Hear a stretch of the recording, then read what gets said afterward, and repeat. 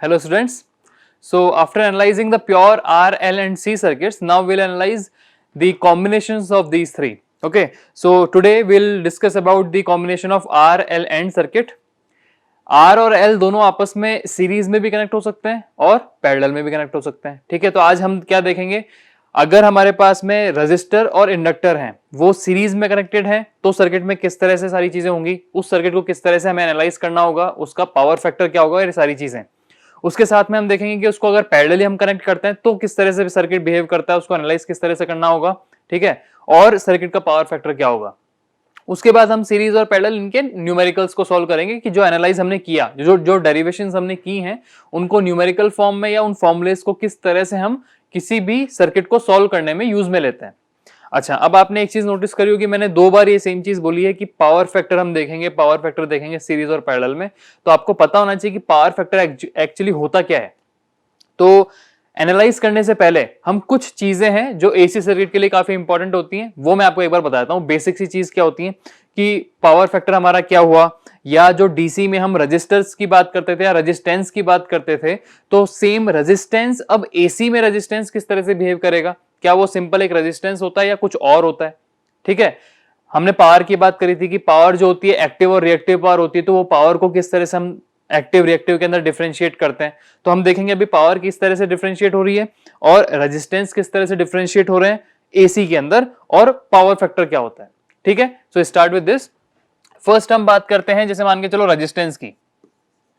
Resistance है ना, resistance को हमने क्या बोला, आर से हम रिप्रेजेंट करते हैं जब हम डीसी की बात कर रहे थे. तो मतलब अगर मैं डीसी सर्किट की बात करता हूं तो डीसी सर्किट के अंदर मेरे पास में जब रजिस्टर कनेक्टेड होता था 5 ओम का, तो रेजिस्टेंस क्या होता था, आर इज इक्वल टू, मान के चलो उसकी वैल्यू हम बोलते थे 5 ओम. ठीक है. उसके अंदर सिर्फ और सिर्फ एक रेजिस्टेंस होता था. अगर डीसी सर्किट में मेरे पास में एल और सी कंपोनेंट कनेक्ट कर देता हूं मैं, जैसे मान के चलो इस तरीके से मेरे पास में एक रजिस्टर कनेक्टेड है यहाँ पे, एक मेरे पास में इंडक्टर कनेक्टेड है इस तरीके से, और मैंने यहाँ पे इसको एक डीसी सोर्स के साथ में इसको एनर्जाइज कर दिया. ये मान के चलो डीसी सोर्स है, V is equal to 10 volt का, और यहाँ पे हमारे पास मेरा एक रजिस्टर है जिसकी वैल्यू है 2 ओम, और एक ये इंडक्टर है जिसकी वैल्यू है मेरे पास में 10 हेनरी. आपको पता है इंडक्टर की यूनिट, रजिस्टर की यूनिट होती है किसमें, ओम्स में. इंडक्टर की यूनिट होती है हमारे पास में हेनरी में, है ना. और कैपेसिटर की यूनिट होती है हमारे पास में किसमें, फेरेड में. कैपेसिटर की यूनिट है हमारे पास में फेरेड के अंदर. ये चीज हमको पता थी. अब अगर मैंने डीसी सोर्स अप्लाई कर दिया है इस आर और एल सर्किट के अंदर, तो क्या होगा, ये जो हमारे पास में कनेक्टेड है, जो इंडक्टर यहां पे कनेक्टेड है, ये अपना रेजिस्टेंस कुछ ना कुछ शो करेगा. लेकिन क्या ये डीसी सोर्स के साथ में अपना रेजिस्टेंस शो कर पाएगा. कैसे, इसको देखते हैं कि अगर मेरे पास में सिंपल रजिस्टर्स की बात करता हूं तो उसके रेजिस्टेंस जो होता है, उसका जो रेजिस्टेंस होता है वो ओम में होता है ना. वो क्या करता है, करंट को कंट्रोल करता है, ये हमने देखा था. अगर ये सेम चीज मैं इंडक्टर के लिए बात करता हूं कि इंडक्टर का भी कुछ ना कुछ इंडक्टेंस होता है, लेकिन वो डीसी सर्किट में इंडक्टेंस होता है. अगर मैं एसी सर्किट की बात करता हूं तो इसका भी कुछ ना कुछ रेजिस्टेंस होता होगा. उसके रेजिस्टेंस को हम क्या बोलते हैं यहाँ पे, इसके रेजिस्टेंस को, इंडक्टर के रेजिस्टेंस को क्या बोलेंगे हम, रिएक्टेंस, है ना. इसको हम बोलेंगे क्या, रिएक्टेंस. इसको कौन सा रिएक्टेंस बोलेंगे, इंडक्टिव रिएक्टेंस. क्या बोलेंगे हम इसको, इंडक्टिव रिएक्टेंस. और अगर कैपेसिटर की बात करते हैं तो उसका भी हमारे पास में रिएक्टेंस होता है, उसको हम क्या बोलते हैं, कैपेसिटिव रिएक्टेंस. Capacitive reactance. ठीक है ना. तो ये सेम चीज अगर मैं आपको यहां बताना चाहूंगा कि आर एसी की अगर मैं बात करता हूं, मान के चलो कि आर एसी मतलब हमारे पास में रेजिस्टेंस की मैं बात कर रहा हूं एसी में, तो एसी रेजिस्टेंस जो होता है एक्चुअली क्या होता है, 1.5 टाइम्स ऑफ आर डीसी. मतलब डीसी में आपका कोई रेजिस्टेंस है तो वो उसका 1.5 गुना एसी में बिहेव करेगा. अगर मान के चलो मेरे पास में कोई कंपोनेंट कनेक्टेड है आरएलसी कंपोनेंट्स के साथ में, उसका रेजिस्टेंस मान के चलो 10 है ना, 10 ओम उसका रेजिस्टेंस है डीसी सोर्स के लिए. लेकिन अगर वही सेम हमारे पास में कंपोनेंट कनेक्ट कर दिया जाता है एसी में, तो वो कितना देगा हमको, 15 ओम का रेजिस्टेंस देगा, क्योंकि R AC is 1.5 times of R DC. ये हमने एक एमीटर रेजिस्टेंस का एक रूल होता है हमारे पास में एमीटर वोल्टमीटर का, उससे कैलकुलेट करते हैं, उसके बाद में हम ये फॉर्मूला निकालते हैं कि 1.5 टाइम्स ऑफ आर डीसी होता है. ये आपने अभी देखना नहीं है, सिर्फ इतना देखना है कि हाँ एसी में रेजिस्टेंस ज्यादा होता है, लेकिन वो ज्यादा होता कितना है, उसको बोलते क्या है. ठीक है. तो देखिए अगर मैं डीसी की बात करता हूं सिंपल, तो हमारे पास में क्या होता है, सिर्फ रेजिस्टेंस होता है. डीसी की बात करते हैं तो हमारे पास सिर्फ रेजिस्टेंस होता है. लेकिन अगर मैं एसी की बात करता हूं तो आपके पास में रेजिस्टेंस नहीं होता, यहाँ पे सिर्फ रेजिस्टेंस होता है अपने पास में आर, जबकि यहाँ पे रेजिस्टेंस की जगह क्या होगा, उसको बोलते हैं ओवरऑल इंपीडेंस, उसको हम बोलते हैं इंपीडेंस। और इंपीडेंस को रिप्रेजेंट करते हैं अपन कैपिटल जेड से, ठीक है। इंपीडेंस होता है हमारे पास में जेड, और इस जेड के अंदर सारी चीजें होती है हमारे पास। जैसे मान के चलो सिंपल अगर मैं जेड की बात करता हूं तो इसके अंदर हमारे पास में रेजिस्टेंस भी होगा, इसमें हमारे पास में रेजिस्टेंस भी काउंटेड होता है आर, और कुछ अमाउंट जो ज्यादा था वो कौन कौन सी चीजों का होता है, इंडक्टर और कैपेसिटर का रिएक्टेंस। तो inductive reactance and capacitive reactance, इसको हम क्या बोलेंगे, रिएक्टेंस। ये कौन कौन से होते हैं, इंडक्टिव रिएक्टेंस XL और कैपेसिटिव रिएक्टेंस XC। तो रिएक्टेंसेस को हम रिप्रेजेंट करते हैं X से।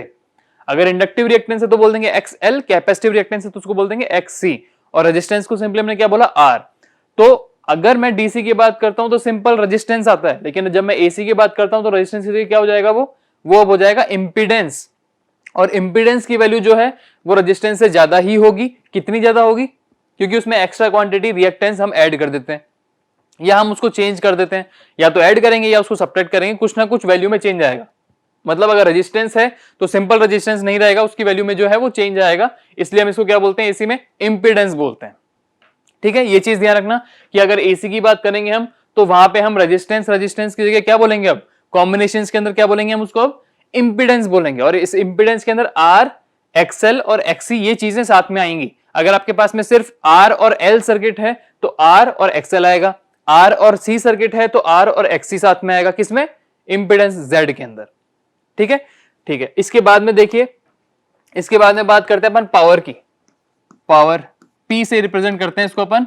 डीसी की अगर मैं बात करता हूं तो डीसी में हमने पावर को क्या बोला, P is equal to V into I, और इसकी यूनिट हमने क्या बोल दी, वॉट्स में होती है। इसकी यूनिट हमने बोल दी कि किसमें होती है, वॉट्स में, है ना। जब एसी की बात करते हैं, ये था हमारे पास में किसमें, डीसी में। अब मैं अगर एसी की बात करता हूं, एसी सर्किट की बात करता हूं, तो उसमें पावर की वैल्यू क्या हो जाएगी, पावर की वैल्यू इसके अंदर भी हमारे पास में यही रहेगी, V इंटू आई। लेकिन यहां पे जो पावर P है, ये P पावर के साथ में इसकी पावर में कुछ ना कुछ और कंपोनेंट्स भी आएंगे।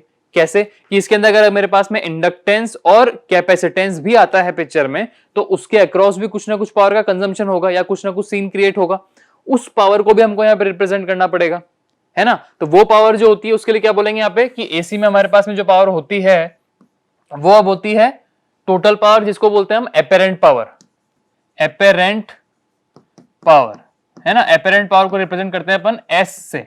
यहाँ पे टोटल पावर को रिप्रेजेंट करते हैं सिर्फ P से, यहाँ पे एपेरेंट पावर को रिप्रेजेंट करते हैं S से। इस S के अंदर हमारे पास में एक्टिव पावर भी होती है, एक्टिव पावर होती है इसके अंदर हमारे पास में, जिसको हम सिंपली बोलते हैं P से। जो डीसी में हमारे पास में पावर होती है वो एक्टिव पावर ही होती है एक्चुअली। यहाँ पे एक्टिव पावर के अलावा एक और पावर होती है, इसको बोलते हैं हम रिएक्टिव पावर। क्या बोलते हैं इसको अपन, रिएक्टिव पावर, जिसको रिप्रेजेंट करते हैं अपन Q से, ठीक है। यहां हमारे पास में एक्टिव पावर की जो यूनिट होती है वो हम लेते हैं किसमें, केवीए, किलो वोल्ट एम्पियर्स के अंदर, ठीक है। पावर की अपन लेते हैं, ये लेते हैं अपन किलो वॉट्स के अंदर, है ना। और रिएक्टिव पावर को लेते हैं अपन किलो वोल्ट एम्पियर रिएक्टेंस के अंदर। वोल्ट एम्पियर रिएक्टेंस, जिसको हमने के लगा दिया तो क्या बोल दिया, किलो वोल्ट एम्पियर रिएक्टेंस, केवीएआर, ये इनकी यूनिट्स होती है, ठीक है। तो हमारे पास में यहाँ पे टोटल पावर, जिसको हम क्या बोला, एपेरेंट पावर। तो एपेरेंट पावर के हमारे पास में दो फॉर्मूला होते हैं। एक तो अगर आपको सिंपल V और I के रेस्पेक्ट में देखना है तो apparent power is equal to V into I conjugate. ये जो स्टार मार्क यहाँ लिखा होता है उसका मतलब होता है कॉन्जुगेट। मतलब कॉन्जुगेट क्यों, क्योंकि ये जो V है ये एसी क्वांटिटी है, ये I है ये भी एसी क्वांटिटी है। तो एसी क्वांटिटी को रिप्रेजेंट हम दो तरीके से करते थे, मैथमेटिकल फॉर्म में भी करते थे, मतलब उसमें रेक्टेंगल फॉर्म में और पोलर फॉर्म में करते थे। तो पोलर फॉर्म में अगर हम देखते हैं तो उसके पास में दो चीजें होती है, कौन कौन सी, मैग्नीट्यूड और उसका एंगल, है ना। तो V जो एसी क्वांटिटी है उसका मैग्नीट्यूड और एंगल एज इट इज रहेगा, बट कॉन्जुगेट लगने से क्या होता है, मैग्नीट्यूड तो I का रहेगा I, बट उसका जो एंगल है कॉन्जुगेट लगते ही वो अब इनवर्स साइन के साथ में अपन काउंट करेंगे। तो जो एपेरेंट पावर निकलती है वो कैसे निकलती है, V इंटू आई कॉन्जुगेट। लेकिन अगर आपको P और Q पता है तो इसको कैसे निकाल देगा अपन, रेक्टेंगल फॉर्म में, S is equal to P plus J Q, ठीक है। ये हमारे पास में एक एपेरेंट पावर का या टोटल पावर का फॉर्मूला होता है जो हम काम में लेते हैं किसमें, एसी सर्किट के अंदर पावर निकालने के अंदर। S is equal to P plus J Q. अब यहाँ पे कंपेयर करके देखो, हमने कल क्या देखा था, जो लास्ट क्लास हमने देखी थी उसमें हमने देखा था कि जो टोटल पावर होती थी, या हमने जो प्योर सर्किट्स का एनालाइज किया था, pure R, pure L and pure C, उसमें हमने क्या देखा कि अगर सिर्फ रजिस्टिव सर्किट की बात करते हैं, जिसमें प्योर रजिस्टिव सर्किट है, तो उसमें जे क्यू मतलब ये कंपोनेंट नहीं होगा, S is equal to P होगा। बात वही हुई। सिंपल डीसी सर्किट में अगर अपन आर रेजिस्टेंस की बात करते हैं, सिर्फ एक्टिव पावर रहेगी तो S will be P only. अगर हमारे पास में प्योर इंडक्टिव या प्योर कैपेसिटिव सर्किट है तो उसमें पी कंपोनेंट नहीं होगा, सिर्फ क्यू कंपोनेंट होगा। ठीक है, उसको हम क्या बोलेंगे, लैगिंग पावर या फिर लीडिंग पावर, है ना। अगर हमारे पास में इंडक्टेंस कनेक्टेड है वहां पे तो हम बोलेंगे उसको लैगिंग पावर, अगर कैपेसिटर कनेक्टेड है उसको बोलेंगे हम लीडिंग पावर। ठीक है, तो इस तरह से हमने इंपेडेंस के बारे में देखा और एसी पावर के बारे में देख लिया कि पावर जो होती है वो एसी सर्किट के अंदर किस तरह से रहेगी, कि टोटल पावर को हम एपेरेंट पावर बोलते हैं यहाँ पे, which is V into I conjugate और P plus J Q. P is your active power, Q is your reactive power. ठीक है, इसके बाद में बात आती है कि पावर फैक्टर क्या होता है। ये बहुत इंपॉर्टेंट टॉपिक है हमारा कि पावर फैक्टर एक्चुअली होता क्या है। पावर फैक्टर समझने से पहले मैं आपको एक बेसिक एग्जांपल बताता हूं कि मान के चलो आपके मैथमेटिक्स एक सब्जेक्ट है जिसमें आपने एग्जाम दिया है, out of 100 you will get 90 marks. Okay, 90 marks अगर आपने 100 में से लिए हैं, ठीक है, किसी भी एग्जाम में, तो आपकी परसेंटेज कितनी होगी, आपकी परसेंटेज कैसे निकाली आपने, द मार्क्स कितने आपने लिए या कितने आपने गेट किए divide by total marks, 90 divide by 100 into किससे, 100 से मल्टीप्लाई करना है। तो आपने बोला कि 90% मार्क्स मेरे आए हैं मैथमेटिक्स के अंदर। मतलब क्या पता चलता है इससे कि आप मैथमेटिक्स के अंदर कितने एफिशिएंट हो, है ना। आपके मार्क्स क्या बताते हैं कि आप मैथमेटिक्स सब्जेक्ट के अंदर कितने एफिशिएंट हो, 90% एफिशिएंट हो आप, आपने 100 में से 90 मार्क्स लेके आए हो। ठीक है, तो अगर आपकी एफिशिएंसी हमें चेक करनी होती है मैथमेटिक्स या किसी भी सब्जेक्ट के अंदर, तो हम क्या चेक करेंगे कि कितने मार्क्स आप लोग ले सकते हो किसी भी एग्जाम को फाइट करने के बाद में। हाँ, यहां पे हमने क्या देखा, 90 मार्क्स, तो 90% आपकी एफिशिएंसी होगी। उसी सेम चीज को अगर अपन रिप्लेस करके बात करते हैं कि पावर की, ये क्या है, पावर फैक्टर। पावर किस फैक्टर के अंदर आपकी यूज हो रही है या फिर कितनी एफिशिएंटली आपकी पावर यूज हो रही है। ठीक है, यहां पे देखिए जब मैंने पावर की बात करी थी तो एसी के अंदर हमारे पास में दो तरह की पावर थी, apparent power is equal to active plus reactive. ठीक है, एक्टिव प्लस रिएक्टिव। अब यहां पे इनका नाम एक्टिव और रिएक्टिव क्यों पड़ा है, क्योंकि एक्टिव पावर वो पावर होती है जो आपकी यूजफुल होती है। मतलब किसी भी कंपोनेंट के अंदर अगर कोई काम हो रहा है, जैसे मान के चलो कोई ट्यूबलाइट है, ट्यूबलाइट नहीं, मान के चलो कोई टेलीविजन है, टेलीविजन के अंदर आपने स्विच ऑन किया और वो यूज हो रहा है। ठीक है, वो यूज हो रहा है, मतलब उसमें आपको पिक्चर्स दिख रही हैं, तो उसके पीछे कौन कौन से कंपोनेंट कनेक्टेड है, ये पैसिव कंपोनेंट से कनेक्टेड है, RLC कंपोनेंट, और इनके कॉम्बिनेशंस हैं बहुत सारे, और डिफरेंट हमारे पास में सेमीकंडक्टर मटेरियल्स भी होते हैं, लेकिन हम सिंपल RLC कंपोनेंट की बात करते हैं। अगर ये तीन कंपोनेंट्स के कॉम्बिनेशंस कनेक्टेड हैं तो इन तीनों में से हमने एक चीज देखी थी, जब हमने इनको प्योरली एनालाइज किया था तो बताया चला कि रजिस्टर के अंदर हमारी एक्टिव पावर आती है और इंडक्टर और कैपेसिटर में हमारी रिएक्टिव पावर आती है, उसमें एक्टिव पावर नहीं आएगी। हम बात करें कि एक्टिव पावर वो पावर होती है जो यूजफुल होती है, इसका मतलब एल और सी कंपोनेंट में जो पावर जारी है वो यूजफुल नहीं है। बिल्कुल सही बात है, वो पावर यूजफुल नहीं है। वो पावर यूजफुल किस तरीके से है कि आपके सर्किट को काम करने के लिए जितनी एक्स्ट्रा पावर चाहिए, मतलब कुछ लॉसेस भी होते हैं, अगर मान के चलो कुछ पाने के लिए कुछ खोना पड़ रहा है तो आपको यूजफुल पावर के लिए कुछ एक्स्ट्रा पावर देनी पड़ रही है। जैसे मैंने मान के चलो आपने किसी एजेंट को 100 रुपीज दिए पास ऑन कराने के लिए, वो 10 रुपीज अपने पास रखेगा, 90 रुपीज पास ऑन करेगा, मतलब 10 रुपीज आपने एक्स्ट्रा दिए फॉर पासिंग द 90 रुपीज। ठीक है, इसी तरीके से अगर आपको यहां पे एक्टिव पावर यूज करवानी है तो उसके लिए आपको टोटल एपेरेंट पावर देनी पड़ेगी। तो एक्टिव पावर तो आपकी एक्टिव हो जाएगी, जो यूज हो जाएगी, बची हुई जो रिएक्टिव पावर है वो आपकी लॉसेस को सेटिस्फाई करने का काम आएगी, जो एजेंट अपने पास खाता है। ठीक है, वो एजेंट कौन है, ये आपके एल और सी कंपोनेंट जो है वो आपके एजेंट है। ये क्या करेंगे, उस रिएक्टिव पावर को अपने अंदर कंज्यूम करवाएंगे to used that active power. ठीक है, यहां पे इस तरह से बात हुई थी कि एपेरेंट पावर जो ही वो एक्टिव प्लस रिएक्टिव पावर के कंपोनेंट के अंदर गई थी। अब हम बात कर रहे थे यहां पे किसकी, पावर फैक्टर की। तो जो पावर फैक्टर मैंने बताया कि कितनी अमाउंट ऑफ पावर आपकी यूज्ड हो रही है, टोटल अमाउंट ऑफ पावर आपने दी मान के चलो 100, सम 100 यूनिट्स आपने जो है एनर्जी दी है, और वहां से यूज्ड पावर कितनी हो रही है आपकी 90, 10 आपकी वेस्ट हो जा रही है। तो इसमें किस तरह से बताएंगे अपन power factor, 90 divide by 100, 90 out of 100। ठीक है, तो 90 बाय 100 इज योर 90%। 90% पावर आपकी एफिशिएंटली यूज हो रही है। तो किस तरह से आपका सर्किट के अंदर पावर यूज्ड होगी, किस तरह से एफिशिएंटली यूज होगी, वही बताता है आपका पावर फैक्टर। इसको टेक्निकली अगर आप बताना चाहो एक सिंपल लाइन के अंदर, सिंपल सेंटेंस में, तो क्या बोल सकते हो, ये हमको बताता है कि how much amount of your circuit is resistive, कि how much amount of your circuit is resistive, that means active power कितनी यूज हो रही है, क्योंकि हमको पता है एक्टिव पावर सिर्फ रेजिस्टिव कंपोनेंट में काम आएगी, तो हम क्या पता कर रहे हैं इनडायरेक्टली कि हमारा सर्किट जो है कितना रेजिस्टिव है। अगर रेजिस्टिव ज्यादा होगा तो एक्टिव पावर ज्यादा यूज होगी, तो पावर फैक्टर हमारा ज्यादा अच्छा होगा, सिंपल चीज है। तो बात यहां पे क्या आती है कि how much amount of your circuit is resistive, इसको अपन क्या लिख सकते हैं, how much amount of your circuit, how much amount of your circuit is resistive, कितना रेजिस्टिव है उतना ही पता चलेगा आपको कितना यूजफुल पावर उसमें काम आ रही है। तो इस पावर फैक्टर को हम रिप्रेजेंट किससे करते हैं, हम रिप्रेजेंट करते हैं इसको angle between voltage and current, the angle between voltage and current, उसके कोसाइन एंगल से। It can be represent by the cosine angle of between voltage and current, तो इसको हम cos फाई से रिप्रेजेंट करते हैं। यहां पे जो फाई है, यहां पे जो हमारे पास में एंगल फाई है, ये एंगल किस किस के बीच में, the angle between voltage and current और वोल्टेज के बीच में जो अपने पास में फेज डिफरेंस आ रहा है, या जो हमारे पास में फेजर एंगल आ रहा है, उसका अगर अपन कोसाइन ले लेंगे तो हम बता सकते हैं कि हमारा पावर फैक्टर कितना है। तो पावर फैक्टर को किस तरह से हमने रिप्रेजेंट किया, cos फाई से, हमने इसको रिप्रेजेंट किया cos फाई से।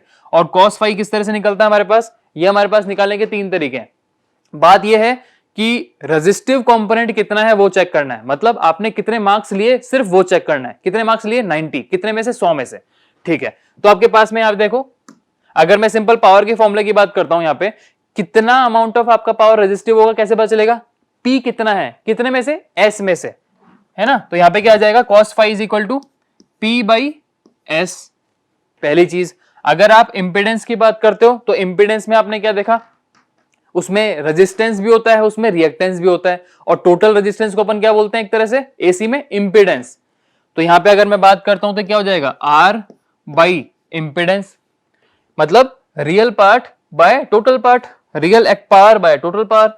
और इसके अलावा क्या हो सकता है हमारे पास, यहाँ पे करंट की बात करते हैं अगर, करंट के बेसिस पे, तो करंट रेजिस्टिव करंट कितना है, कितने में से, टोटल करंट में से, IR डिवाइड बाय IS।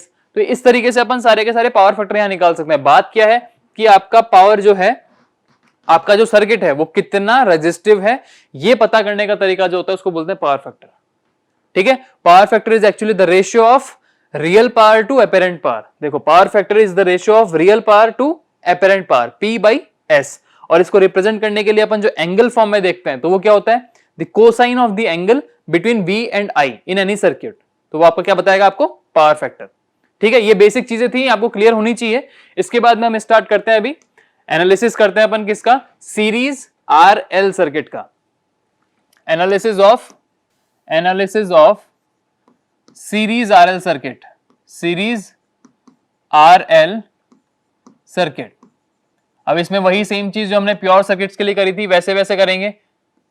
सबसे पहले हम यहां पे इसका एक सिंपल R और L को हम सीरीज में कनेक्ट करते हैं इस तरीके से, एक रजिस्टर ले लिया इस तरीके से और एक इंडक्टर मैंने यहां पे कनेक्ट कर दिया।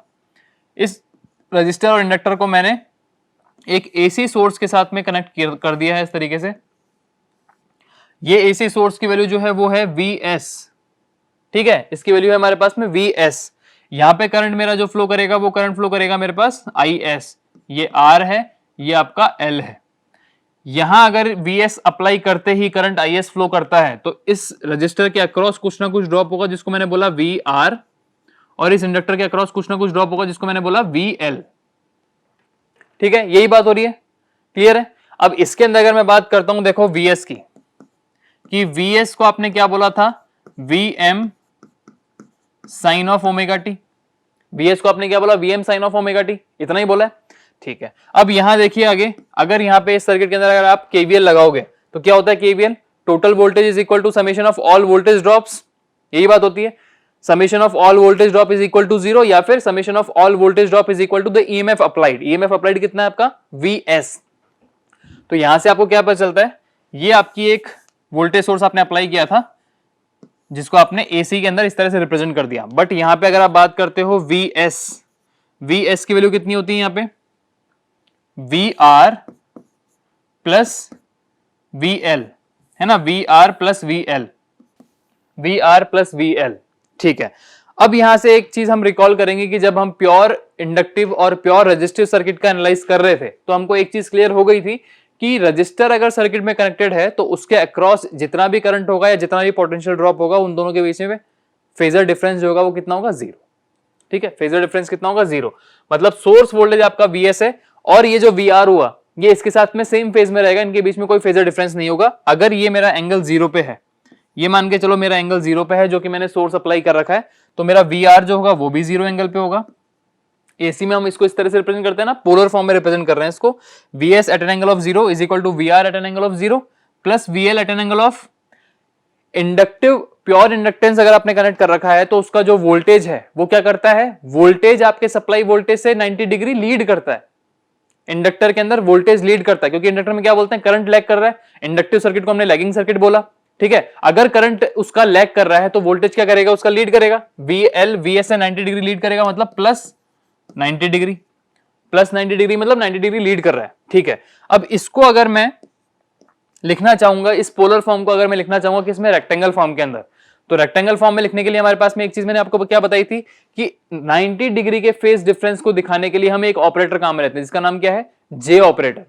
ठीक है, जे ऑपरेटर। तो यहां पे क्या बन जाएगा, Vs is equal to V R at an angle of zero which is nothing, plus 90 degree का है अपने पास में, कितना हो जाएगा ये, plus J V L. Vs is equal to V R plus J V L. ये हमारे पास में आ गई इक्वेशन नंबर 1। जब आपने इस एसी सर्किट में यहाँ पे केवीएल लगाया तो आपको मिला Vs is equal to V R plus J V L, मतलब V R plus J V L. J V L क्या शो करता है कि VL जो है वो Vs के साथ में 90 डिग्री लीड में है, तो V R is plus J V L अपने पास में आ गया। ये हमारे पास में वोल्टेज की इक्वेशन बनी। हम एनालाइज इस तरीके से तो करते हैं कि वोल्टेज कितना आया, करंट कितना आया, पावर कितनी है, ये सब चीजें निकालेंगे। सबसे पहले हमने वोल्टेज निकाल लिया कि इस सर्किट के अंदर वोल्टेज का डिस्ट्रीब्यूशन किस तरीके से होगा, इस तरीके से होगा। ये वोल्टेज की इक्वेशन आ गई, इक्वेशन नंबर 1। अब हमको एक चीज ये भी पता है कि वोल्टेज की इक्वेशन या एसी क्वांटिटी को रिप्रेजेंट करने के लिए दो तरीके होते हैं, एक मैथमेटिकल फॉर्म होता है या एक रेक्टेंगल फॉर्म होता है। मतलब मैथमेटिकल के अंदर ही एक रेक्टेंगल फॉर्म होता है और एक पोलर फॉर्म होता है। तो ये हमने रेक्टेंगल फॉर्म तो लिख दिया यहाँ पे, अब इसका पोलर फॉर्म भी देना पड़ेगा। तो इसका पोलर फॉर्म क्या हो जाएगा, हमको पोलर फॉर्म पता है, Vs को किस तरह से रिप्रेजेंट कर सकते हैं हम, Vs एक इसका मैग्नीट्यूड होगा Vs और एक इसका एंगल होगा फाई, यही होगा। Vs को हम कैसे रिप्रेजेंट कर सकते हैं, मैग्नीट्यूड ऑफ Vs और एंगल ऑफ Vs। तो ये एंगल और मैग्नीट्यूड किस तरह से आएंगे वो देखो यहाँ पे।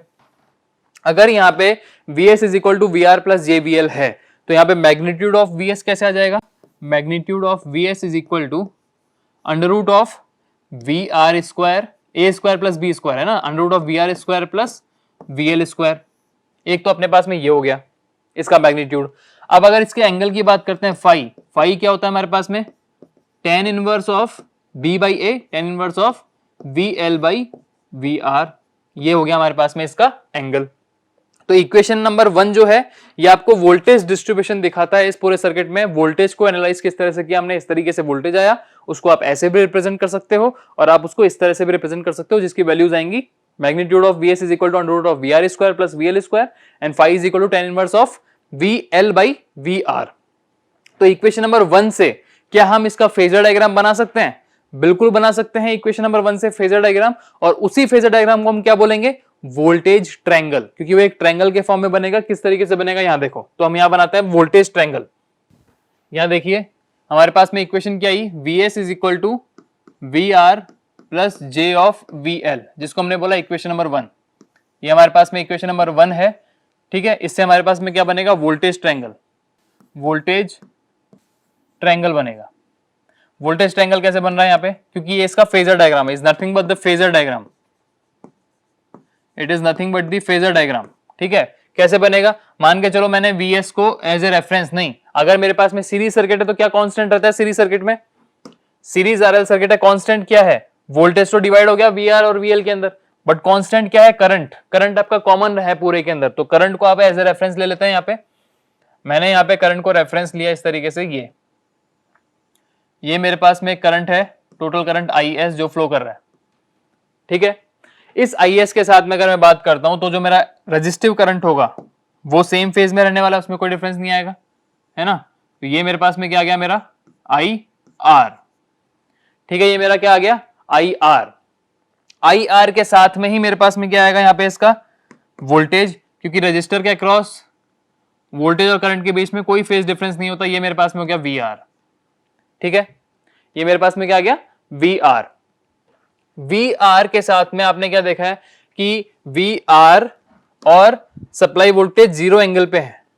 ठीक है, जीरो एंगल पे है ये, बट वीएल जो है उसे 90 डिग्री लीड कर रहा है। तो आपने 90 डिग्री लीड करवा दोगे यहाँ पे वीएल को, कितना हो जाएगा ये आपका 90 डिग्री लीड पे कितना बन गया ये वीएल। ठीक है, ये आपका वीआर बन गया, इधर की तरफ आपका वीएल बन गया। वीआर और वीएल इन दोनों का जो रिजल्टेंट बनता है वो आपका क्या होगा, उन दोनों के बीच में टोटल पोटेंशियल ड्रॉप हो जाएगा। ठीक है, उन दोनों के बीच टोटल पोटेंशियल ड्रॉप जो होगा वो इन दोनों से निकल जाएगा इस तरीके से। ये आपका क्या हो गया अब वी एस या वी रिजल्टेंट जिसको आप बोल सकते हो वी एस। और ये जो एंगल यहां पे है ये एंगल आपका क्या है phi, the angle between the source current और सोर्स वोल्टेज, उन दोनों के बीच में कितना एंगल का डिफरेंस क्रिएट होगा वही आपका क्या कहलाता है यहाँ पे the angle of power factor. ठीक है, पावर फैक्टर भी देखेंगे अभी। तो यहाँ पे हमने क्या देखा कि वोल्टेज ट्रायंगल किस तरह से बना, ये अपने पास में वोल्टेज ट्रायंगल बन गया। यहाँ पे हमारे पास में ये वोल्टेज ट्रायंगल बन गया है, वी एस यहाँ पे हो गया, वी आर यहाँ पे हो गया, और इसके रिप्रेजेंट अपन इस तरह से कर देंगे तो अपने पास में एक ट्रायंगल फॉर्म बन गया है। देखो कैसे हो गया ट्रायंगल फॉर्म में, यहाँ देखो अगर मेरे पास में ये वी आर है ना, ये वाला लाइन जो है ये वी आर है, और इस वी एल को मैंने इसके आगे ही पुट कर दिया अगर यहाँ पे, तो इन दोनों का रिजल्टेंट जो हुआ ये क्या बन गया, एक ये मेरे पास में एक ट्रायंगल फॉर्म हो गया। तो इसको क्या बोलते हैं अपन, एक वोल्टेज ट्रायंगल। ठीक है, ये क्या हो गया हमारे पास में एक वोल्टेज ट्रायंगल। तो क्या हम इस वोल्टेज ट्रायंगल से पावर फैक्टर निकाल सकते हैं, बिल्कुल निकाल सकते हैं। देखिए पावर फैक्टर जो हो जाएगा हमारे पास, power factor cos phi, power factor क्या होता है कॉस फाई होता है, तो कॉस फाई निकाल देंगे यहां से। तो कॉस फाई कितना हो जाएगा यहाँ से, cos phi is equal to V R divide by V S. ये आपका पावर फैक्टर आ गया, यहां से आ गया पावर फैक्टर। तो हमने इसके लिए क्या किया कि सबसे पहले वोल्टेज की इक्वेशन निकाली, या फिर वोल्टेज को डिस्ट्रीब्यूट किस तरह से करना था इसी सर्किट में हमने वो देखा, उसका वोल्टेज ट्रायंगल निकाला और उससे हमने पावर फैक्टर निकाल लिया। ठीक है, यहां तक कर लिया। अब इसी इक्वेशन 1 को हम आगे उठाते हैं, देखिए कैसे आएगा। अगर मैंने यहाँ पे इक्वेशन जो थी मेरी वी एस की, V S is equal to V R plus J of V L, ये मेरी इक्वेशन थी। ठीक है, अब वी एस एक्चुअली क्या है, तो ये वी एस क्या हो जाएगा हमारे पास में V R plus J V L. V R क्या है आपका potential drop across resistors. Potential drop जो निकलता है रजिस्टर के अक्रॉस कैसे निकलेगा, वो उसके अक्रॉस कितना करंट फ्लो कर रहा है और उसका रेजिस्टेंस कितना, इन दोनों का मल्टीप्लीकेशन है ना। करंट इंटू रेजिस्टेंस का मल्टीप्लीकेशन ही आपका क्या होता है पोटेंशियल ड्रॉप, यही बात होती है। तो वी आर को यहाँ पे किस तरह से रिप्रेजेंट कर सकते हैं अपन, आई एस इंटू आर से रिप्रेजेंट कर सकते हैं। ठीक है, और जे वी एल को किस तरह से रिप्रेजेंट कर सकते हैं, उसके अक्रॉस उसका कितना करंट फ्लो कर रहा है और उसका रेजिस्टेंस कितना है। करंट तो सेम रहेगा दोनों के अंदर, करंट कितना फ्लो कर रहा है यहाँ पे आई एस। ठीक है, आई एस करंट फ्लो कर रहा है, उसका रेजिस्टेंस कितना होगा। अब इंडक्टर का रेजिस्टेंस मैंने आपको बताया था क्या होता है, रिएक्टेंस होता है, और वो किसको क्या बोलते हैं इंडक्टिव रिएक्टेंस। तो आई एस इंटू क्या आ जाएगा यहाँ पे एक्स एल आ जाएगा। अब यहां से करंट को कांस्टेंट लेके बाहर ले लो, कॉमन लेके आई एस बाहर आ गया, अंदर मेरे पास में क्या बच गया R plus J of X L बच गया। R plus J of X L अपने पास अंदर बच गया। आर प्लस जे एक्सएल क्या होता है आपका, इन दोनों का कॉम्बिनेशन क्या कहलाया था, इंपीडेंस कहलाया था, है ना। रेजिस्टेंस और रिएक्टेंसेस का कंपोनेंट जो कॉम्बिनेशन बनता है उसको क्या बोलते हैं अपन, इंपीडेंस बोलते हैं, उसको रिप्रेजेंट करते हैं जेड से। तो यहाँ पे क्या निकल के आया, V S is equal to I S into Z. हमारे पास में इस एसी सर्किट के अक्रॉस कितना पोटेंशियल आपने सप्लाई किया या कितना ईएमएफ सप्लाई किया, उसका ड्रॉप पूरा कितना हो गया, total current into total impedance या टोटल रेजिस्टेंस आप एसी के लिए बोल सकते हो, तो इंपीडेंस बोलेंगे, total current into total impedance आई एस इंटू जेड। तो यहां से हमारे पास में क्या चीज निकल के आ गई, यहां से हमारे पास में एक चीज ये निकल के आई है कि जो मेरा इंपीडेंस है जेड, उसको मैं कैसे बोल सकता हूं, R plus J of X L. ये मेरी इक्वेशन नंबर 1 थी, है ना, ये मेरी इक्वेशन नंबर 1 थी जिसको मैंने वोल्टेज डिस्ट्रीब्यूशन देखा। ये मेरी इक्वेशन नंबर 2 है, यहां से मैंने रेजिस्टेंस का डिस्ट्रीब्यूशन देखा, या फिर आप क्या बोल सकते हो रेजिस्टेंस और रिएक्टेंसेस का डिस्ट्रीब्यूशन देखा इंपीडेंस के फॉर्म में किस तरह से होगा इस सर्किट के अंदर। अगर Z is equal to R plus J X L हो रहा है तो इसका भी हमें पोलर फॉर्म देखना पड़ेगा, और इससे मेरे पास में क्या बनेगा, इसका वोल्टेज वाली इक्वेशन से बना था वोल्टेज ट्रायंगल, इंपेडेंस वाली इक्वेशन से बनेगा इसका इंपेडेंस ट्रायंगल। यहां से अगर मैं फेजर डायग्राम बनाता हूं या इंपेडेंस ट्रायंगल बोलता हूं, इंपेडेंस ट्रायंगल, इंपेडेंस ट्रायंगल, ये जो ट्रायंगल्स अपन बना रहे हैं ये क्या काम आते हैं? ये आपके पावर फैक्टर निकालने के काम आएंगे, ये ध्यान रखना। जब भी किसी सर्किट के अंदर आपको पावर फैक्टर निकालना है तो ये इन इक्वेशंस के फॉर्म पे निकाल सकते हो। अगर इन इक्वेशन के फॉर्म पे नहीं निकलता तो एक ट्रायंगल या फेजर डायग्राम पे अंदर ट्रिग्नोमेट्री लगाएंगे, कॉस ऑफ दैट एंगल निकालेंगे, आपका काम हो जाएगा। तो इंपेडेंस ट्रायंगल कैसे आएगा? यहाँ पे मान के चलो रजिस्टर अपने पास में जीरो एंगल पे रहता है हमेशा, ये रजिस्टर मेरा आर आ गया, ठीक है। आई इंटू जे एक्सएल, एक्सएल मतलब वो 90 डिग्री लीड कर रहा है जे के साथ, तो हमारे पास में कितना आ जाएगा? आई, ये जो हमारे पास में गया ये हो गया हमारे पास में J into X L, R plus J X L. R plus J X L क्या है? इंपेडेंस जेड, तो हमारे पास में यहां से इंपेडेंस जेड बन जाएगा क्या? इन दोनों का रिजल्टेंट, ये आ गया हमारे पास में जेड, ये आ गया हमारे पास जेड, ठीक है। इस जेड का रियल पार्ट के साथ में जो एंगल है फाई, वही आपका एंगल बनता है, इसको आप पावर फैक्टर एंगल बोल सकते हो। तो ये जो फाई एंगल है कैसे निकलेगा यहाँ पे? इसका अगर आप पोलर फॉर्म निकालते हो z is equal to R plus J X L का, तो z को आप क्या लिख सकते हो? Magnitude of z and some angle phi, where magnitude of z is what? Under root of R square plus X L square, और phi is what? tan inverse of X L by R, ठीक है। तो ये जो फाई एंगल है tan inverse of X L by R, ये यही है। यहां से अगर आप इसका पावर फैक्टर निकालते हो, अगेन पावर फैक्टर यहां से निकालेंगे cos फाई, इस ट्रायंगल के अंदर cos फाई निकालो, कितना हो जाएगा? cos phi is equal to R by Z, cos phi is equal to R by Z, ये आपका निकल गया यहां से पावर फैक्टर, ठीक है। तो आर और एल जब सीरीज में कनेक्टेड है तो वोल्टेज डिस्ट्रीब्यूशन उसका इस तरीके से होगा, इंपेडेंस डिस्ट्रीब्यूशन उसका इस तरीके से होगा, उनसे आप पावर फैक्टर निकाल सकते हो। उनके आपने इक्वेशन देख लिया रेक्टेंगल फॉर्म में, पोलर फॉर्म में, इसका भी आपने रेक्टेंगल फॉर्म में देख लिया, पोलर फॉर्म में देख लिया, ठीक है। इसका आपने फेजर डायग्राम भी देख लिया। अब क्या बचेगा इसका कि इसमें पावर कंजम्पशन कितना हो रहा है, इसमें पावर कंजम्पशन कितना हो रहा है। आपको पता है कि एसी पावर कितनी होती है? एपेरेंट पावर, एसी पावर को हम क्या बोलते हैं? Apparent power, apparent power, apparent power S is equal to P plus J Q. अगर ये P plus J Q form में है हमारे पास, ये तीसरी इक्वेशन हो जाएगी, तो इसका पोलर फॉर्म क्या हो जाएगा? S is equal to some magnitude of S and angle, where magnitude of S is what? Under root of P square plus Q square, and phi is your tan inverse of Q by P, ठीक है। ये आपके पास में इसका क्या बन गया? Power का रेक्टेंगल फॉर्म और पावर का अपने पास में पोलर फॉर्म। अब इस इक्वेशन नंबर 3 से क्या बनेगा? यहाँ पे पावर ट्रायंगल बनेगा, उससे भी पावर फैक्टर निकाल सकते हैं आप, पावर ट्रायंगल भी बनेगा यहाँ से। ये पावर ट्रायंगल कैसे आएगा कि अगर P एक्टिव पावर मेरी जो है वो रेफरेंस पे है, ये मेरी एक्टिव पावर P है ना। अब मेरी रिएक्टिव पावर जो कि 90 डिग्री लीड कर रही है, ये मेरी रिएक्टिव पावर हो गई Q, या जिसको अपन बोलते हैं JQ, और इनका जो रिजल्टेंट हो जाएगा वो हमारे पास हो जाएगा इसका एपेरेंट पावर या टोटल पावर, जिसको आप बोलते हो S, और ये एंगल आपका है फाई, ठीक है। तो यहां से cos फाई जो निकलता है आपका वो कितना निकल जाएगा? cos phi is equal to P by S, cos phi is equal to P by S, ठीक है। ये हमारा टोटल एनालाइज हुआ किसका? P बाई S निकालते हैं, हमारे पास में एनालाइज किसका हो गया? जब RL सर्किट को हमने कनेक्ट किया था सीरीज में। देखिए यहां वापस बताता हूं एक बार, analysis of series RL circuit. R और L सर्किट को जब सीरीज में कनेक्ट किया तो एक वोल्टेज सोर्स के साथ में उन दोनों में पोटेंशियल ड्रॉप हो गया अलग अलग। उस पोटेंशियल ड्रॉप्स को मैंने देखा कि अगर सप्लाई में जीरो एंगल पे जा रहा है तो VL के अक्रॉस 90 डिग्री लीड पे जाएगा, ये आपको पता है। इसको J ऑपरेटर के साथ रिप्रेजेंट किया, वो क्या हो गया? VS is equal to VR plus J of VL, rectangle form. उसका हमने पोलर फॉर्म देखा, इस तरीके से पोलर फॉर्म आ गया। उसके बेसिस पे बनता है इसका वोल्टेज ट्रायंगल। वोल्टेज ट्रायंगल क्या काम आता है? पावर फैक्टर निकालने के, ठीक है।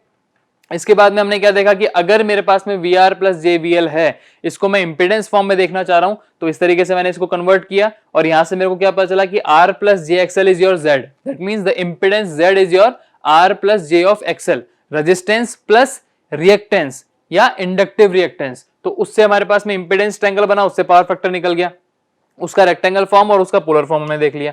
इसके बाद में पावर की बात करें कि एपेरेंट पावर क्या होती है? S is equal to P plus JQ होता है।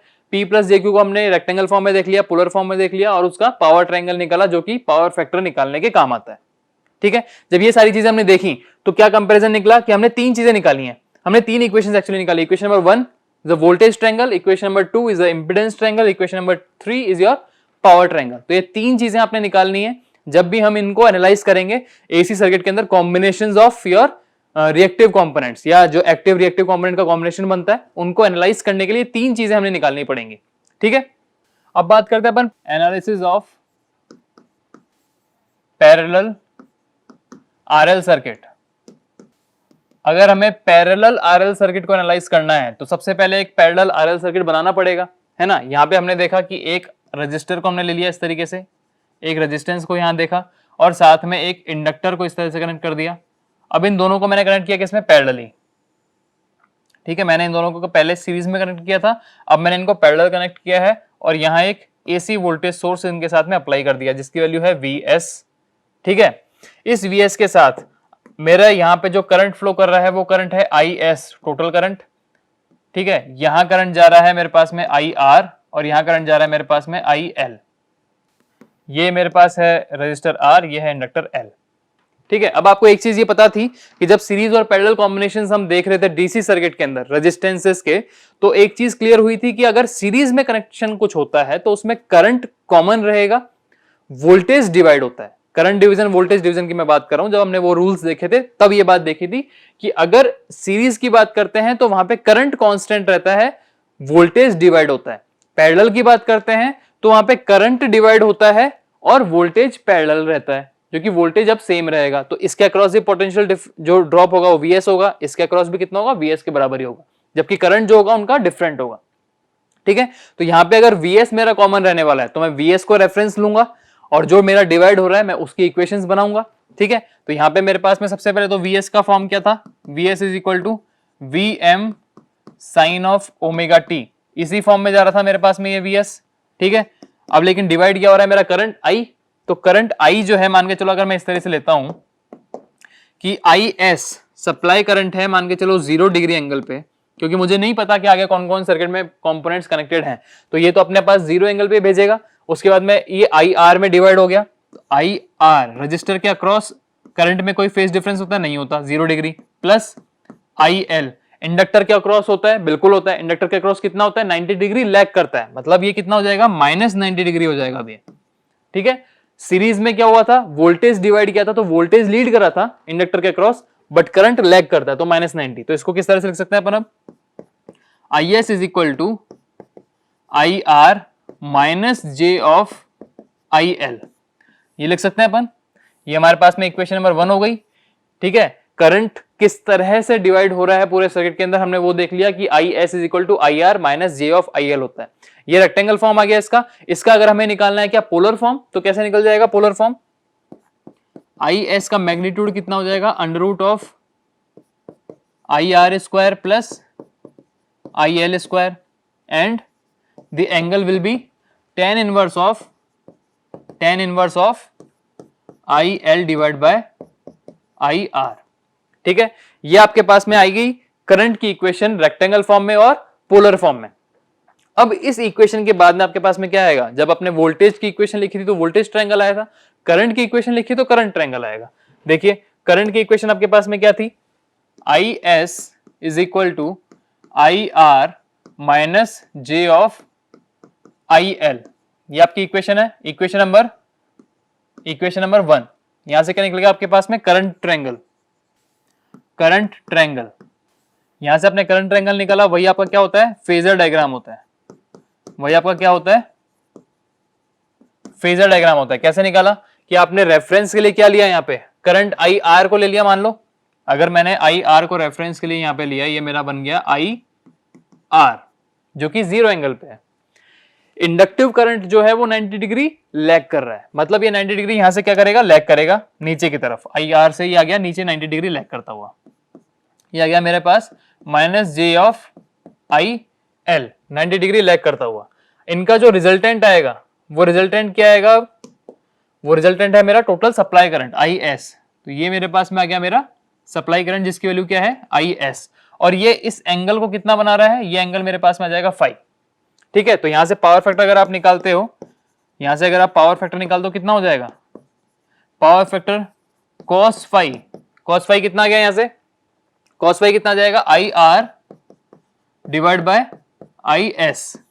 ठीक है, यहां से हमारे पास में पावर फैक्टर कितना आ गया, I R divide bye I S. Clear है ये चीज? ये जो एंगल है, ये एंगल आपके पास में किसके बीच में है, रियल पार्ट और टोटल पार्ट के बीच में एंगल है। ठीक है, इसको क्या बोलते हैं आप, पावर फैक्टर एंगल बोलते हो। क्लियर है? यहां अगर इक्वेशन मेरे पास में 1 है तो इसको अगर दूसरे फॉर्म में लिखना चाहेंगे तो क्या होगा कि फर्स्ट इक्वेशन मेरे पास में आ गई कौन सी, I S is equal to I R minus J of I L. ये अगर मेरे पास में इक्वेशन नंबर आ गई 1।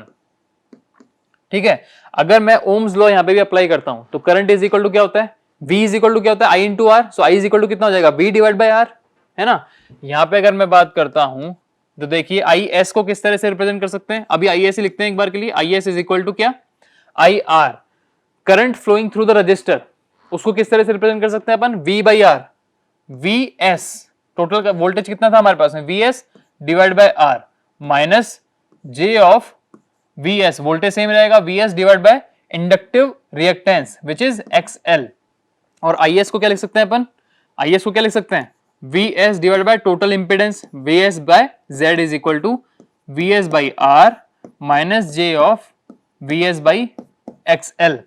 वी एक्स को कॉमन ले लिया अपन ने बाहर, कितना बच गया, और दोनों साइड से ले गया तो कितना बच जाएगा, देखिए यहाँ पे V S into 1 by Z is equal to V S common ले लिया 1 by R minus J into 1 by X L. ठीक है, वी एस दोनों साइड से मैंने अगर कैंसिल आउट कर दिए, वी एस अगर मैंने दोनों साइड से कैंसिल आउट कर दिया तो क्या बच गया मेरे पास में यहाँ पे, 1 by Z is equal to 1 by R minus J 1 by X L. ठीक है, ये आपके पास में इंपेडेंस की इक्वेशन आ गई। लेकिन यहाँ पे सारी चीजें 1 बाई 1 बाई हो रहा है, मतलब हर एक चीज का रेसिप्रोकल हो रहा है। तो हमें एक चीज पता होनी चाहिए, यहाँ पे देखिए वो चीज, अगर मेरे पास में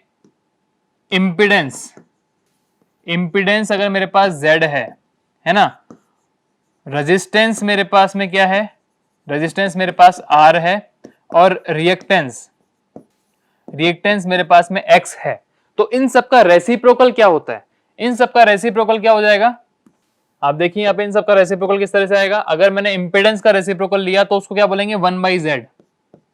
1 बाई जेड को मैं क्या बोलता हूं, the reciprocal of impedance is admittance. 1 by Z को क्या बोलते हैं अब नए नाम से, एडमिटेंस।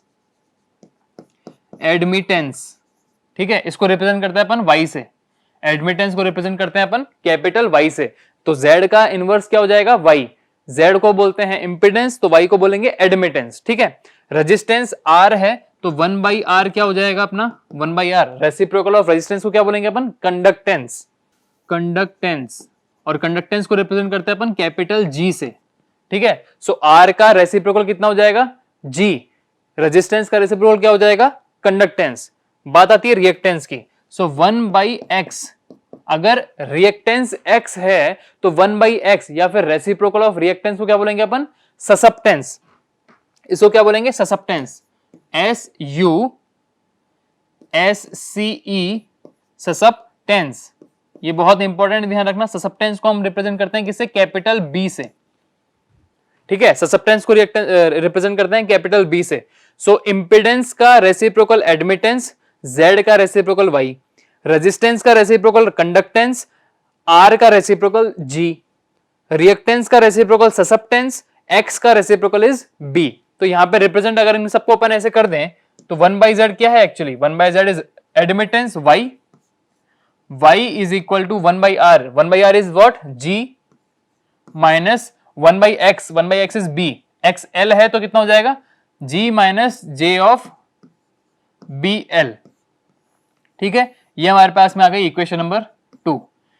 इस इक्वेशन नंबर 2 से अगर आप इसका पोलर फॉर्म निकालते हो, सिंपली पोलर फॉर्म निकल सकता है। पोलर फॉर्म क्या आ जाएगा, the magnitude of y is equal to under root of G square plus BL square, है ना, and angle phi will be tan inverse of BL by G। ये हो जाएगा।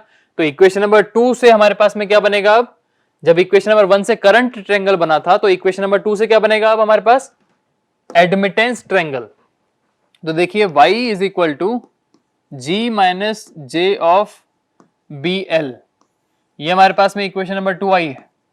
इस इक्वेशन नंबर 2 से मेरे पास में क्या बनेगा, एडमिटेंस ट्रायंगल, एडमिटेंस ट्रायंगल। और एडमिटेंस ट्रायंगल क्या काम आता है, ये एक फेजर डायग्राम में क्या काम आता है, ये पावर फैक्टर निकालने का काम आता है। तो एडमिटेंस ट्रायंगल में अगर आपने जी यहां ले लिया, ये आपका जी हो गया, minus J of B L, मतलब लैग कर रहा है बी एल, तो बी एल आपका यहां नीचे आ गया, minus J of B L. तो इन दोनों का जो रिजल्टेंट है आपके पास में, वो आपके पास क्या हो जाएगा, आपका एडमिटेंस। ये जो है आपका एडमिटेंस हो जाएगा y, और ये जो एंगल है जिससे ये लैग करेगा, ये आ जाएगा आपके पास में एंगल फाई। तो यहां से पावर फैक्टर आप निकालते हो, यहां से अगर आप पावर फैक्टर निकालते हो cos phi, then it will be g by y, power factor is equal to g by y। ठीक है, यहां से आप पावर फैक्टर निकालोगे, वो हो जाएगा आपके पास में g बाई y। ठीक है, ये चीज ध्यान रखनी थी कि पैरेलल सर्किट की अगर बात करते हैं तो हमारे पास में पहले तो क्या होगा, करंट डिस्ट्रीब्यूट होगा, IS is equal to IR minus J of IL। उसका रिएक्टेंस फॉर्म हमने पोलर फॉर्म, रेक्टेंगल फॉर्म देख लिया, उससे करंट ट्रायंगल निकाला, उससे पावर फैक्टर निकाल दिया, cos phi is equal to IR by IS। ठीक है, उसके बाद में उसको इंपेडेंस फॉर्म में लेके आए, तो इंपेडेंस की इक्वेशन ये निकली, बट हम इंपेडेंस को इक्वल या इजी करने के लिए उनका रेसिप्रोकल हमने देखा कैसे कैसे बनता है। तो admittance y is equal to G minus J B C, conductance minus J of susceptance, inductive susceptance. तो उसका हमने देखा रेक्टेंगल फॉर्म, और उसका पोलर फॉर्म यहां पे निकल गया। उसके बाद में उससे हमारे पास निकल के आ गया उसका एडमिटेंस ट्रायंगल। ठीक है, एडमिटेंस ट्रायंगल के बाद में अगर आप पावर की बात करते हो, पावर ट्रायंगल के लिए, तो power again S is equal to P plus J Q ही रहेगा, है ना। पावर अपने पास में P प्लस जे क्यू ही रहेगा, और उसकी अपने पास अगर पोलर फॉर्म की बात करते हैं तो वो भी सेम रहने वाली है, P square plus Q square, and phi angle will be tan inverse of Q by P, this will remain same. ठीक है, इस तरीके से सारी चीजें निकलेंगी हमारे पास में। इस तरीके से ही अगर आपने करना है इसको एनालाइज, हमारे पास आर एल सर्किट अगर पैरेलल कनेक्टेड है, उनको एनालाइज करना पड़ेगा, तो इन 3-4 इक्वेशंस को निकालना पड़ेगा, और उस तरीके से ही करना पड़ेगा। आपको वोल्टेज डिस्ट्रीब्यूशन चाहिए, करंट डिस्ट्रीब्यूशन चाहिए, पावर डिस्ट्रीब्यूशन चाहिए, है ना, इंपीडेंस डिस्ट्रीब्यूशन भी चाहिए। सिमिलरली अगर आप पैरेलल की बात करोगे तो आपको करंट डिस्ट्रीब्यूशन चाहिए होगा, वोल्टेज डिस्ट्रीब्यूशन चाहिए होगा, एडमिटेंस डिस्ट्रीब्यूशन भी चाहिए होगा, और पावर डिस्ट्रीब्यूशन चाहिए होगा। ठीक है, ये सारी चीजें आप निकालेंगे, तो हर एक चीज सर्किट की आपने एनालाइज कर ली है। अगर आपको ये न्यूमेरिकल फॉर्म में दिया जाता है, उस न्यूमेरिकल फॉर्म में आप ये इक्वेशंस रख के उनको सॉल्व कर सकते हैं काफी इजीली। ठीक है, तो एक अपन न्यूमेरिकल करते हैं सीरीज सर्किट का, तो आपको पता चलेगा कि ये जो इक्वेशंस हमने लिखी हैं, इनको सर्किट में किस तरह से अप्लाई करना होता है। ठीक है, तो एक न्यूमेरिकल देखते हैं। तो देखिए, ये एक न्यूमेरिकल हमारे पास में क्या बोल रहा है ये, कि a coil having a resistor of 15 ohm, a coil having a resistor of 15 ohm in series with an inductor of 0.1 henry, है ना। A coil having a resistance of 15 ohm in series with a inductor of 0.1 Henry connected in series. These two are connected in series. That means R और L जो है वो series में connected है। तो हमको एनालिसिस जिसका किया था हमने सीरीज RL सर्किट का, वो ध्यान में रखना है। R और L सीरीज में कनेक्टेड है, किसके साथ में, एक 230 वोल्ट 50 हर्ट्ज सप्लाई। तो एक वोल्टेज सोर्स है जिसकी वैल्यू कितनी दे रखी है, 230 वोल्ट 50 हर्ट्ज। अब अगर डीसी सोर्स होता तो हर्ट्ज या फ्रीक्वेंसी में कोई बात नहीं करते, सिर्फ वोल्टेज की बात होती, बट ये एसी सप्लाई की बात हो रही, तो 230 वोल्ट 50 हर्ट्ज की बात हो गई। इस सप्लाई के साथ में आर और एल जो है वो सीरीज में कनेक्टेड है। हमारे पास में 4 क्वेश्चन सामने है। सबसे पहला क्वेश्चन क्या है कि हमें इस कॉइल का रिएक्टेंस एंड इंपीडेंस निकालना है ना। इंपीडेंस मतलब हमें Z निकालना है, और रिएक्टेंस X निकालना है। Current through the coil, second question की यहां पे कितना करंट फ्लो कर रहा है सर्किट में, हमें वो निकालना है। Real, reactive and apparent power, मतलब जो एपरेंट पावर हो गई, एक्टिव पावर हो गई, रिएक्टिव पावर हो गई, वो निकालनी है। Real power is nothing but your active power only.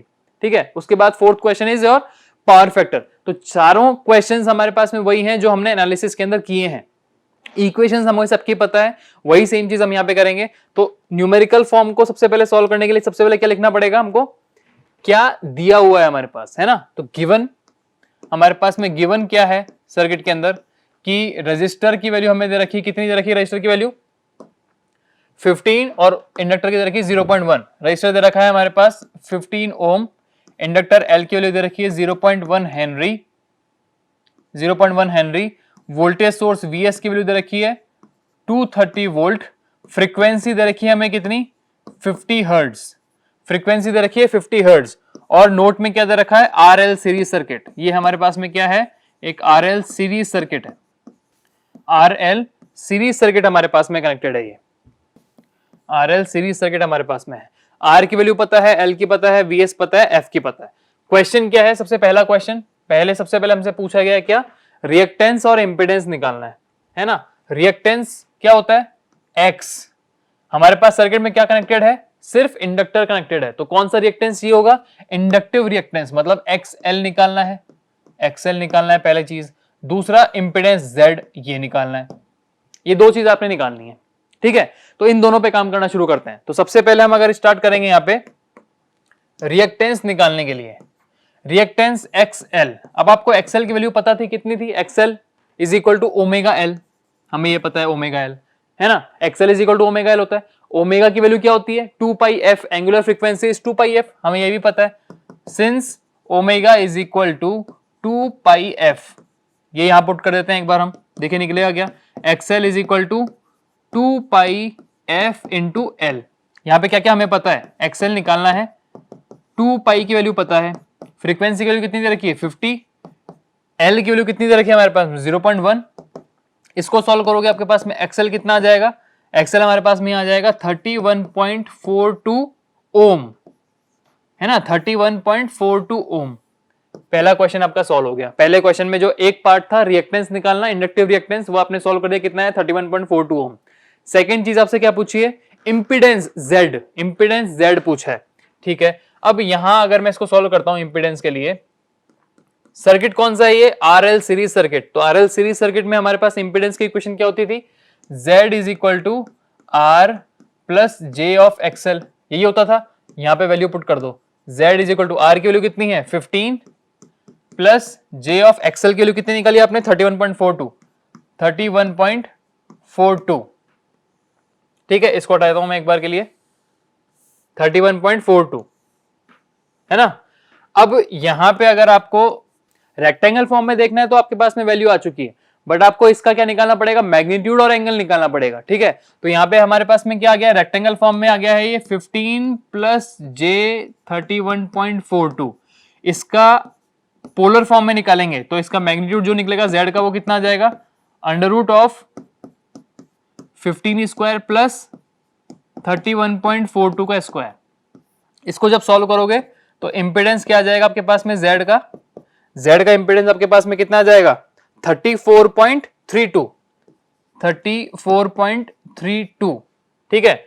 और एंगल निकालते हैं अगर, तो एंगल कितना हो जाएगा? tan inverse of 31.42, 31.42 divide by 15, tan inverse of this much. तो फाई एंगल कितना आ गया हमारे पास में? यहां पे फाई एंगल निकल के आता है 64.4 डिग्री, है ना, 64.4 डिग्री। तो यहां से अगर आप देखना चाहते हो कि आपका इंपेडेंस जो आया, यहां देखिएगा आपका जो इंपेडेंस आया है कितना आ जाएगा। अब देखो यहां अपन इधर की तरफ कर रहे हैं, अब इंपेडेंस कितना आ गया हमारे पास में? Z इज इक्वल टू कितना? मैग्नीट्यूड कितना है? 34.32 at an angle of 64.4 degree, इतना ओम में। ये आपके पास में वैल्यू आ गई आपकी इंपेडेंस की। यहां आपके पास में वैल्यू आ चुकी थी आपके रिएक्टेंस की, यहां वैल्यू आ गई आपके इंपेडेंस की। फर्स्ट क्वेश्चन आपका सॉल्व हो चुका है। कुछ और देखना पड़ा सर्किट के लिए, हमें सबसे पहले XL निकालना था। XL की वैल्यू हमें पता है ओमेगा L है, ओमेगा की वैल्यू 2 पाई f होती है। फ्रीक्वेंसी की वैल्यू क्वेश्चन में दे रखी है, वो हमने यहां पुट करी। इंडक्टर की वैल्यू क्वेश्चन में दे रखी है, वो हमने पुट करी, हमारे पास में XL आ गया, रिएक्टेंस निकल गया। इंपेडेंस की बात करते हैं तो हमारे पास सर्किट पता है कि RL सीरीज है, सीरीज RL सर्किट का इंपेडेंस की वैल्यू कितनी होती है? R plus JXL। इसमें वैल्यूज पुट करी, उसको पोलर फॉर्म में लेके आए, हमारे पास में इंपेडेंस की वैल्यू भी आ गई, ठीक है। सेकंड क्वेश्चन हमारे पास में क्या पूछा गया है? Current through the coil. Second question हमसे पूछा गया है current through the coil. The current I circuit में कितना फ्लो करेगा? ये जो सर्किट था मेरे पास में, इसमें कितना करंट फ्लो करेगा? IS कितना करंट फ्लो करेगा? उसके लिए क्या होता है? Current is equal to potential difference divide by total resistance. Potential difference कितना है? VS, जो टोटल आपने सप्लाई कर रखा है। टोटल रेजिस्टेंस कितना हो जाएगा? यहाँ पे AC की बात करें तो Z, इंपेडेंस की बात हो जाएगी। सो VS कितना दे रखा है क्वेश्चन में? 230 एट एन एंगल ऑफ 0, और Z की वैल्यू क्या निकल गई यहाँ पे अपने पास? 34.32, 64.4, 34.32 at an angle of 64.4 degree. ये आ गया यहाँ पे current I is equal to, है ना। अब यहाँ पे क्या चीज दिख रही है हमको कि एसी क्वांटिटीज का हम एक ऑपरेशन कर रहे हैं डिवीजन का। डिवीजन के लिए हमने क्या बताया था कि पोलर फॉर्म सुटेबल होता है। क्या ये पोलर फॉर्म में है? यस, पहले से पोलर फॉर्म में है। तो पोलर फॉर्म में जब डिफरेंट अपन इसको डिवाइड करेंगे तो क्या होता है, मैग्नीट्यूड को सिंपली डिवाइड करते हैं और जो एंगल्स होते हैं उनको सब्ट्रैक्ट करते हैं, उनका डिफरेंस देखते हैं। 230 डिवाइड बाय 34.32, ये जब आपने निकाला तो अपने पास में कितना आ जाएगा, ये 6.61, 0 minus 64.4 at an angle of minus 64.4 degree. ठीक है, इतना एम्पियर का करंट आपके पास फ्लो करेगा। तो सेकंड क्वेश्चन भी आपका सॉल्व हो गया है, सेकंड क्वेश्चन भी आपका सॉल्व हो चुका है, इतना एम्पियर का करंट फ्लो करेगा यहाँ पे। ठीक है, थर्ड क्वेश्चन की बात करते हैं। थर्ड क्वेश्चन में उसने क्या पूछा है हमसे, यहां हमसे पूछा है रियल, रिएक्टिव और apparent power. Real power, reactive power और अपेरेंट पावर, ये तीनों तरह की पावर हमसे पूछी गई हैं। अगर क्वेश्चन नंबर 3 की बात करते हैं तो एसी सर्किट की पावर कैसे निकलती है, power S is equal to P plus JQ होता है ना। हमको क्या पता है कि अपेरेंट पावर जो होती है या टोटल पावर जिसको अपन बोलते हैं S is equal to P plus JQ। इसमें उसने तीनों पूछी हैं, अपेरेंट पावर भी पूछा है, रिएक्टिव पावर भी पूछा है और रियल पावर मतलब एक्टिव पावर भी पूछी है। अगर ये P प्लस JQ है, इसका अगर अपन ट्रायंगल निकालते हैं तो ट्रायंगल से हमारे पास में क्या रिलेशन निकलता है, P is equal to VI cos phi और Q is equal to VI sin phi, ये निकल के आता है हमारे पास में।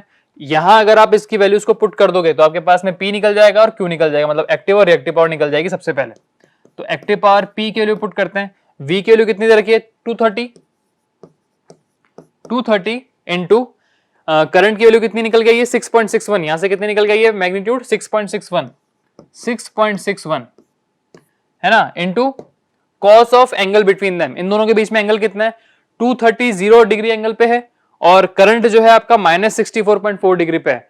तो यहाँ पे कॉस ऑफ माइनस 64.4 कर देंगे अपन, उसकी वैल्यू कितनी आ जाएगी, cos of minus 64.4 is cos of minus 64.4 degree, cos of minus 64.4 degree, या फिर डिफरेंस कितना आ रहा है सिर्फ 64.4 डिग्री आ रहा है। तो यहाँ पे अगर आप इसको 64.4 डिग्री निकालते हो कॉस का, 64.4 डिग्री कॉस का निकालेंगे कितनी वैल्यू आ जाएगी, P इज इक्वल टू, इसकी वैल्यू आ जाएगी हमारे पास में ये मान के चलो 230 into 6.61 into cos of 64.4 degree की वैल्यू आती है 0.43।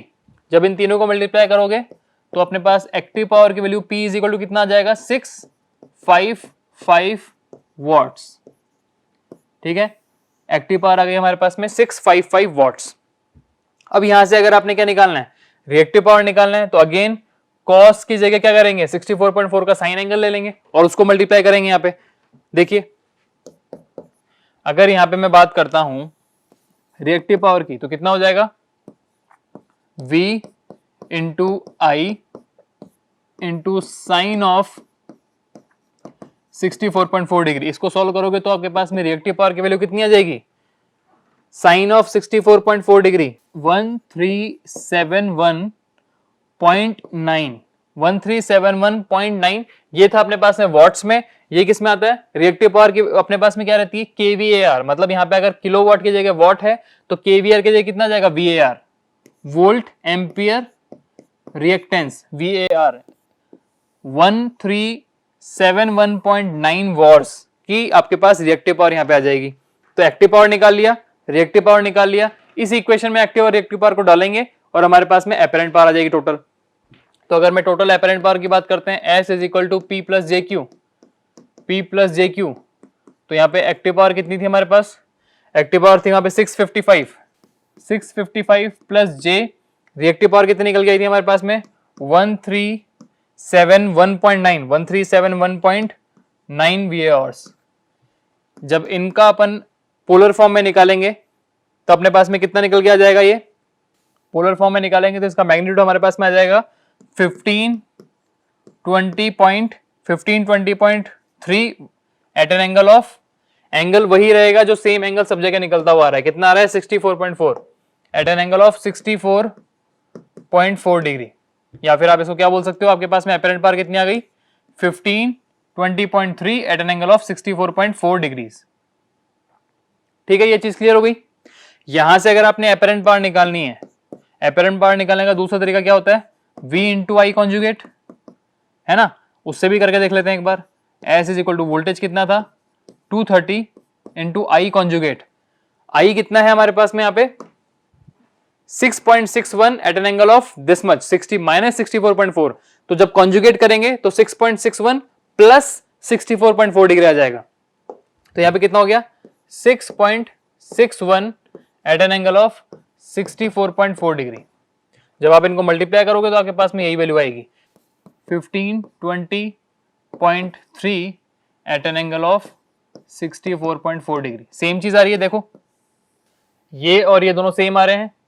तो अगर आप V इंटू आई कॉन्जुगेट से निकालते हो अपरेंट पावर तो भी सेम आएगा, और अगर आप P प्लस JQ से निकालते हो तो भी सेम आएगा। तो क्वेश्चन नंबर 3 में हमें अपरेंट पावर निकालनी थी, निकाल दी। एक्टिव पावर निकालनी थी, हम निकाल चुके हैं। रिएक्टिव पावर निकालनी थी, वो भी निकाल चुके हैं। ये आ गई एक्टिव पावर, वो आ गई हमारे पास में रिएक्टिव पावर। ठीक है, अब बचा क्वेश्चन नंबर 4, पूछा गया पावर फैक्टर। क्वेश्चन नंबर 4 में हमसे पूछा गया है कि पावर फैक्टर कितना है। तो पावर फैक्टर निकालने के हमारे पास बहुत सारे फॉर्मूलाज थे। क्वेश्चन नंबर 4 में पूछा गया हमसे पावर फैक्टर कितना है। पावर फैक्टर कितना है मतलब cos फाई निकालना है। तो आप इसको इस तरह से निकाल सकते हो कि R बाई Z से भी निकाल सकते हो, क्योंकि सीरीज सर्किट है ना, तो Z आएगा। R बाई Z से निकाल सकते हो, VR बाई VS से भी निकाल सकते हो, रियल बाय टोटल पावर, इस तरह से सब कुछ चीजें करनी है। पावर की बात करें तो P बाई S से भी निकाल सकते हो।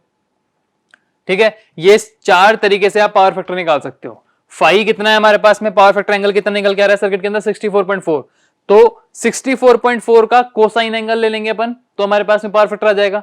या R बाई Z कर दोगे तो भी पावर फैक्टर आ जाएगा, VR बाई VS कर दोगे तो भी पावर फैक्टर आ जाएगा, और P बाई S करोगे तो भी पावर फैक्टर आ जाएगा। देखो सब तरीके से करके देखते हैं।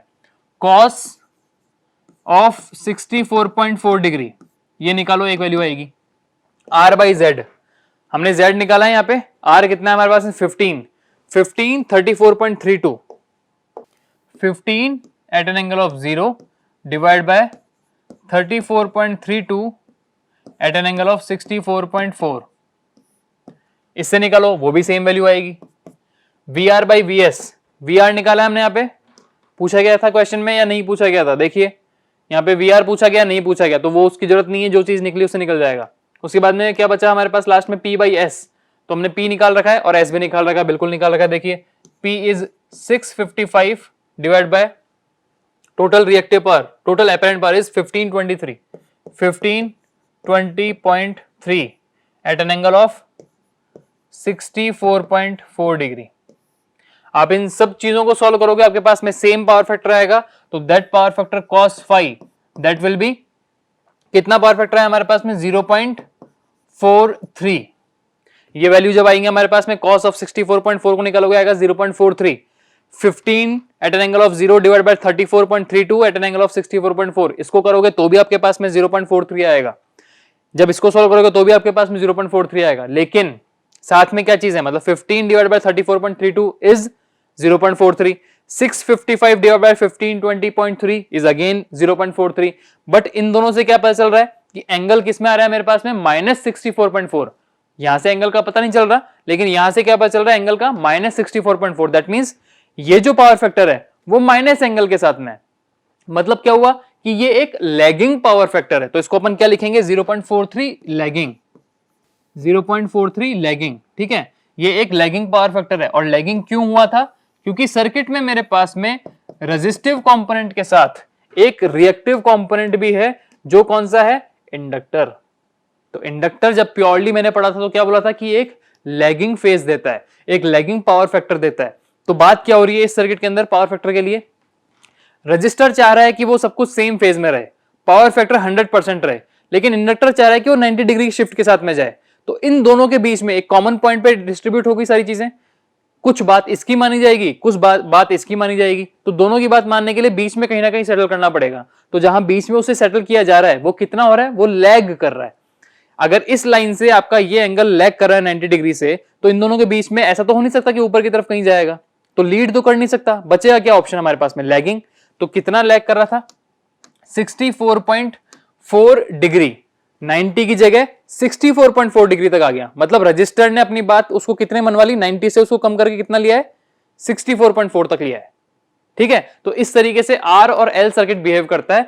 और क्वेश्चंस में हमें वो सारी चीजें इस तरीके से लगानी होती हैं। आपको voltage triangle, impedance triangle, admittance triangle, power triangle, ये सब चीजें पता होनी चाहिए जिससे आपका पावर फैक्टर निकलेगा।